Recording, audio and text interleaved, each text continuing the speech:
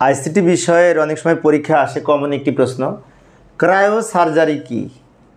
তো cryo surgery হচ্ছে অত্যধিক ঠান্ডা তাপমাত্রা প্রয়োগ করে, এই যে লক্ষ্য করি আমরা এইভাবে লিখতে পারি, ক্রায়ো সার্জারি হলো এমন একটি চিকিৎসা পদ্ধতি যার মাধ্যমে অত্যধিক ঠান্ডা তাপমাত্রা প্রয়োগ করে শরীরের রোগাক্রান্ত কোষগুলো ধ্বংস করার মাধ্যমে চিকিৎসা করা হয়।